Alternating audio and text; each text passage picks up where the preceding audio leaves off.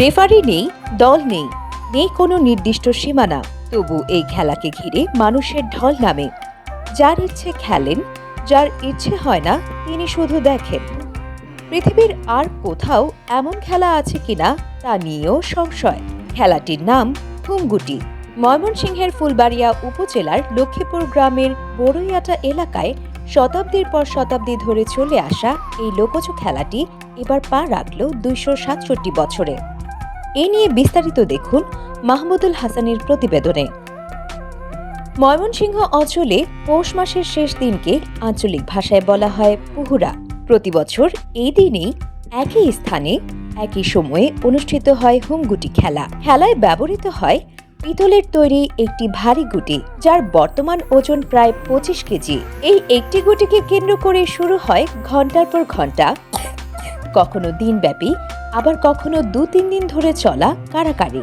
স্থানীয় সূত্র জানায়, ব্রিটিশ আমলের জমিদারি শাসনের সময় মুক্তাগাছার জমিদার রাজা শশীকান্ত মহারাজ ও ত্রিশাল উপজেলার বৈলরের জমিদার হেমচন্দ্র রায়ের মধ্যে জমির পরিমাপ নিয়ে বিরোধ দেখা দেয়। তখন তালুক এলাকায় প্রতি কাঠা জমির পরিমাপ ছিল ১০%, আর পরগনা এলাকায় ছিল ৬.৫%। একই জমিদারের ভূখণ্ডে দুই ধরনের পরিমাপ নীতি চলতে পারে না। এই বিরোধ মীমাংসার উপায় খুঁজতেই প্রজাদের শক্তি পরীক্ষার আয়োজন করা হয়।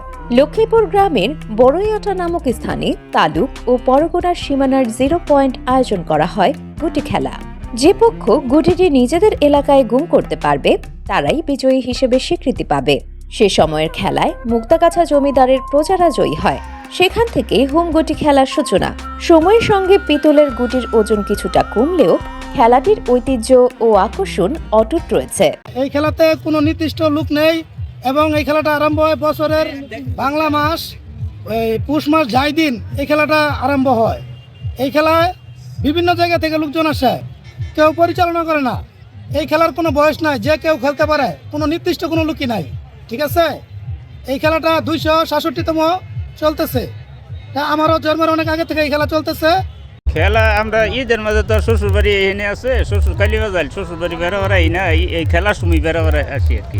প্রচুর পরিমাণ লোক হয়, কিন্তু এখানে মেয়ে ছেলে সব লোকই এখানে আসে খেলার জন্য, দেখার জন্য। ঢাকা থেকে আছে, সীতাকুণ্ড থেকে আছে, দূর দূর থেকে লোক এখানে আসে। কিন্তু এই ডাঙ্গরের খেলা বাৎসরিক খেলা, এই খেলা অনেক আমার বাপদাদারাও বলতে পারে না যে খেলাটা কত আগে হচ্ছে, কিন্তু আমরা শুধু দেখতেছি এই খেলাটা, এখানে আমরা খেলা দেখি। খেলায় কোনো নির্দিষ্ট খেলোয়াড় সংখ্যা নেই, নেই মাঠের কোনো চিহ্নিত সীমারেখা। এক এক এলাকার লোকজন নিজেদের আলাদা আলাদা নিশানা বা চিহ্ন ব্যবহার করে, যাতে বোঝা যায় কে কোন পক্ষের। গুটি কোন দিকে যাচ্ছে তা মূলত এই নিশানার মাধ্যমে চিহ্নিত করা হয়। নিজেদের দখলে নিতে নানা কৌশল অবলম্বন করেন অংশগ্রহণকারীরা। গুটি পুরোপুরি গুম না হওয়া পর্যন্ত খেলা চলতেই থাকে। হুমগুটি খেলাকে ঘিরে লক্ষ্মীপুর, দেওখলা ও আশেপাশের গ্রামগুলোতে উৎসবের আমেজ তৈরি হয়। সকাল থেকে বিভিন্ন এলাকা থেকে মানুষ আসতে শুরু করেন খেলাটি দেখতে ও অংশ নিতে। স্থানীয়রা জানান, এটি শুধু একটি খেলা নয়, বরং প্রজন্মের পর প্রজন্ম ধরে বয়ে চলা একটি ঐতিহ্য। সারা বাংলাদেশ না, সারা পৃথিবীর মধ্যে খেলোয়াড়ের সংখ্যার দিক দিয়ে এটি সর্বোচ্চ সংখ্যক খেলোয়াড় অংশগ্রহণকারী খেলা। কারণ এই খেলাতে একত্রে লক্ষ লক্ষ লোকজন খেলোয়াড় হিসাবে অংশগ্রহণ করতে পারে, যেটা কোনো খেলাতে সুযোগ নাই।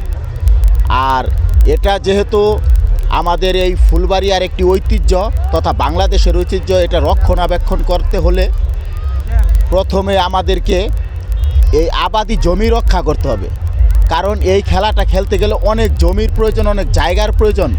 যদি জায়গা না থাকে তাহলে কিন্তু একটা সময় এই খেলা স্বয়ংক্রিয়ভাবেই বন্ধ হয়ে যাবে।